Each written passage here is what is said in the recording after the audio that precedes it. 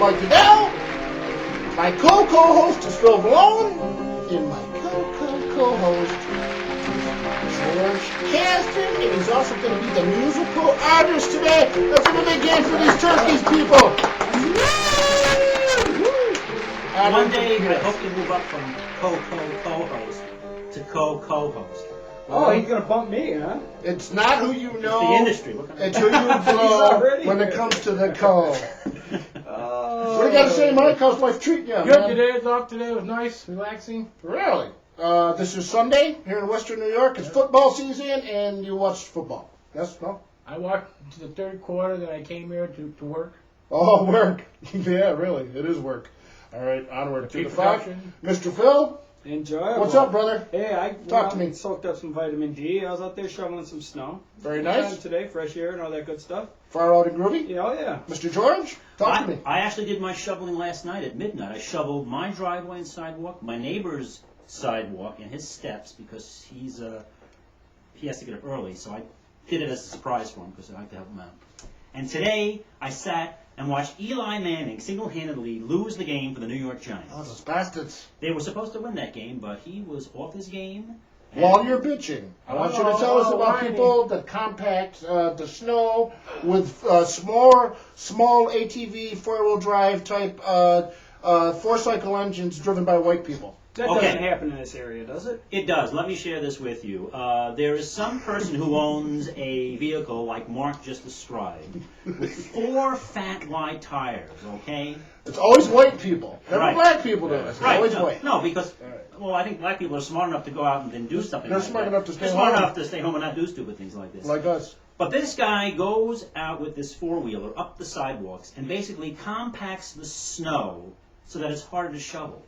Now, as most of you know, when snow falls, it's light and fluffy, and there's a certain window of opportunity to shovel it while it's still in a talcum powder-like consistency. All right? Like cocaine. This guy comes through and packs it down with those 4 thick, wide tires so that you got to really struggle. It's less shovelfuls if Right. it's compacted that way. Right. Now, what's further frustrating is after I go up and clear the sidewalks, this bozo, whoever it is, comes by again and drags the snow on the sides of the sidewalk back into the sidewalk. You touched me, Phil. You know, so Yeah, George. Ow. so he pulls the snow back into the sidewalk, and I got to reshovel. Now, You know- I don't think it's done out of out of meanness. I think he's just Oh, yes, got it is. to. Oh, No, yes. I don't think it is. I think he's just He's got to. watching you out the window. There's something I got to tell you, people. I followed the tracks. Where's he live? Where's he live? He actually doesn't live too far from where we're recording this program. Oh. So that I found that much out. But I think he's just out for a happy joyride, which is fine. I just have to see the guy and tell him, could you please go into the street for a little bit and not up the sign. That's a sign of sexual frustration if you're out driving around in sub-zero weather for no reason. That being said, I got a question for Mike. Do you think this will be the longest show we've ever done? We're going to do a movie review. We're bringing back the movie reviews like we used to do. And we're going to do Name That Tune with George on the keyboard. He's the musical guest. He's also going to play out at the end of the show. Could this be the longest show ever? We're going to find out. We'll find out Could today. be 40 minutes of love, so strap in there, people. 40 minutes. Onward, upward. This is the next segment of our show. This is news you can't use, people. Don't even try. Here we go. News you can't use. Bikers wear fruit shells to avoid helmet law. Mike? Riders. Police have arrested scores of motorcycle riders with dried fruit shells, paint cans, or pieces of rubber tire tied to their heads to avoid new law requiring them to wear helmets. The regulations have caused chaos, with motorcyclists complaining helmets are too expensive. Some bikers have used shells of pumpkins or pots and pans tied to their heads with string to try and dodge the rules. Clearly, My co-host Mike Goodell and my co-host Phil Vallone and my co-host George Gaston. Rebuttal! all right, clearly from the get-go, this sounds like the Gary Busey method of motorcycle driving. Sans helmet or replace fruit with a helmet. Sans. I just, it's nonsense. Alright, you're the first guy we've ever had on the show with a college education. So Yeah, careful. go easy on us. Mike, rebuttal. The pumpkin. That dried or slimy still on it? Only you would think that thought. I'm sure it was dried out, but then it could have been slimy. Then you have your nice snack. Yeah. Instead of paying the escalated prices Your on the pumpkin throughway, pie you've got your ferments. pumpkin seeds just As it hanging ferments. there, just waiting. Phil, rebuttal. What do they use for the sticker on the back to show that it's approved? The AMC. government, the ASDS, whatever it is, The approval. freaking the Chiquita banana lady. All right, onward to the flag news. You can't use story number 2, people. Airliner hell and 40 drunk passengers run amok, Mike. More than Can't 40 believe it. passengers ran riots on a flight from London to Cuba, with one trying to open the emergency exits in mid-flight, Mike.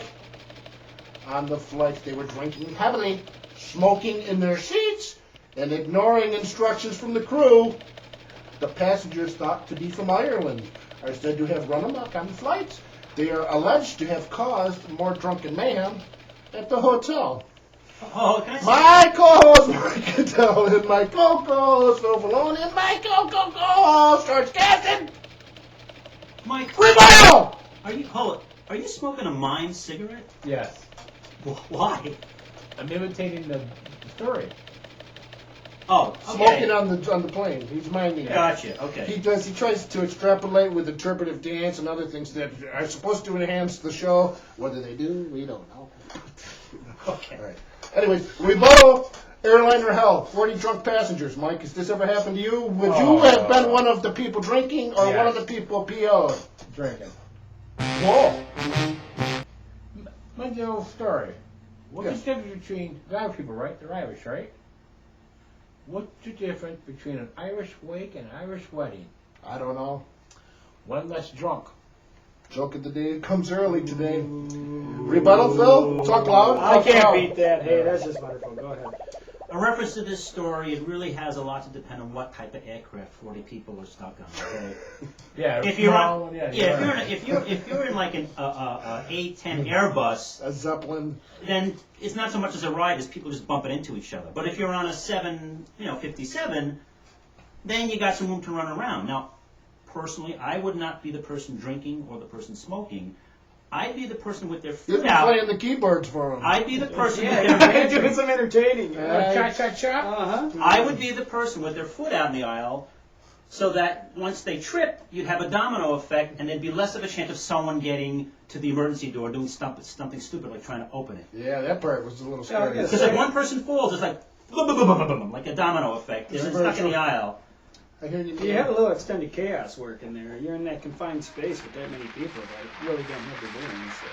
So. News you can't use. Story number 3, our last story today. News you can't use. Don't try it. Police seek blow up doll sex bandit. Reuters. That could be you, Mike. A man broke into 3 adult sex shops, had sex with blow up dolls, then dumped his plastic conquests into nearby alleys. It's totally bizarre, said one of the owners of the adult sex shops. He has been stealing dolls and blowing them up and using the dolls, then leaving them in the alley, the shop owner said. Police have taken DNA samples, fingerprints, and pictures of the crime scene. I got this. My co-host, Mike Cattell, my co-host, Phil Vallone, and my co-host, George Caston. Rebuttal! So basically, guy was a typical man, fucks him and leaves him. So you're all for this guy. Just steal one off the shelf, blow it up in the alley, do the nasty, and just like use toilet paper just to throw it. Discard. Yeah, why not? Don't even flush it. Don't you do that? Maybe they should make it biodegradable. Don't I what?